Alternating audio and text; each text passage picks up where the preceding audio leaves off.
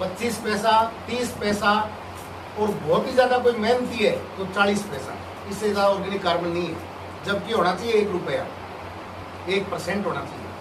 तो ये जो कम मात्रा में है, ये सिर्फ यूरिया, डीएपी, इंसेक्टिसाइड, पेस्टिसाइड इन्हीं की देन है, क्योंकि सूक्ष्म जीवाणु नीचे चले गए और जो ऑर्गेनिक कार्बन की मात्रा बढ़नी चाहिए थी, मृदा का कणाकार स्ट्रक्चर जो बनना चाहिए था, वो जो बनाते थे वो सारे नीचे चले गए, वो सारा इम्बैलेंस हो गया। इम्बैलेंस होने की वजह से ऑर्गेनिक मैटर की मात्रा कम हो गई और उत्पादन जो है कम हो गया, जहरीलापन आ गया उसका।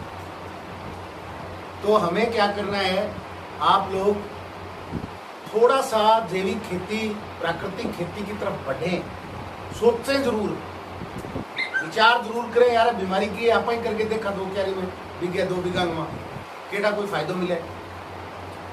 सबसे पहले आपको खेत की मिट्टी की जांच करानी है। वो रिपोर्ट जो है वो आपके पास रहनी चाहिए। 2 साल बाद भी अगर कोई पूछे तो कहे हाँ जी ये 2 साल पहले की मेरी मिट्टी की रिपोर्ट। 2 साल 3 साल बाद फिर मिट्टी की जांच कराओ, देखो क्या डिफरेंस आया। फिर 2 साल बाद फिर जांच कराओ, फिर देखो, तब जा करके ग्राफ बनेगा कि जी हाँ मेरे ऑर्गेनिक मैटर की मात्रा बढ़ रही है। अब हम लोग रिपोर्ट लेके आते हैं, वो फोल्ड, पहली बात तो साइंटिस्ट के पास ही नहीं जाते। कोई ज़्यादा दबाव दे मिट्टी को सैंपल भर के दे या थारे ग्राम सेवक जी आवे, मैं कोई एक जी गट्टो भर लिया तीन घरे बैठ गए थैलिया भर के 50 एक सैंपल बना के घर पे दिया, लैब पर टेस्ट हो जाए।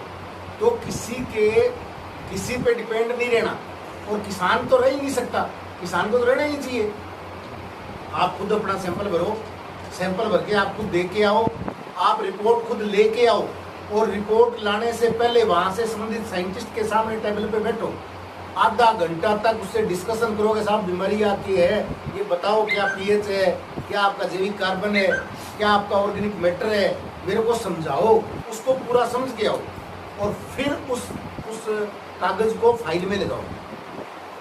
इतना करोगे ना तो ये मान लेना कि आप बिल्कुल हम सुधार की तरफ बढ़ रहे हैं। ये सब करने के बाद फिर उसके अंदर आप गोबर की खाद डालो।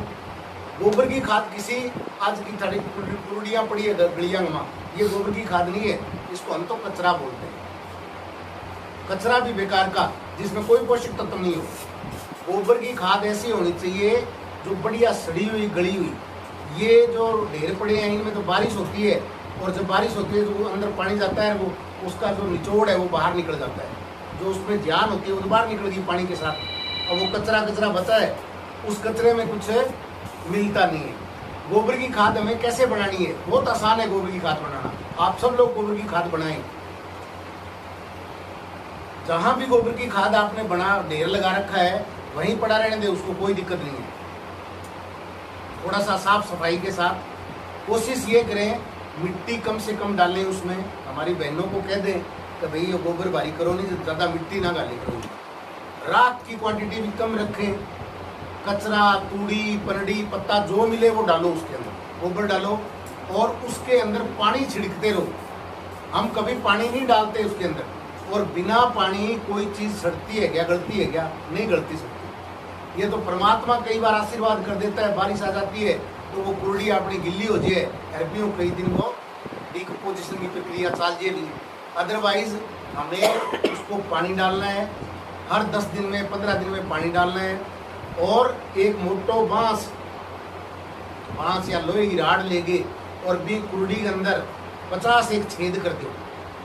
छेद करके उसमें 1 किलो यूरिया, 1 किलो डीएपी बढ़िया घोल गया छितियों, और थोड़ी बात छेदा में डाल, ऐसा का पानी डाल दो। ये प्रक्रिया आपको हर 15 दिन 20 दिन बाद करनी है। 2 महीने के अंदर अंदर आपकी ऐसी खाद बनेगी, कहीं जाने की जरूरत नहीं आपको। ये प्रक्रिया आप लगातार अपनाते रहो, नमी रहेगी, साथ में उसके अंदर यूरिया डीएपी जो है उसको थोड़ा और बूस्ट कर देगी, जल्दी उसको डिकम्पोज करेगी, और उस खाद को आप खेत के अंदर डालो।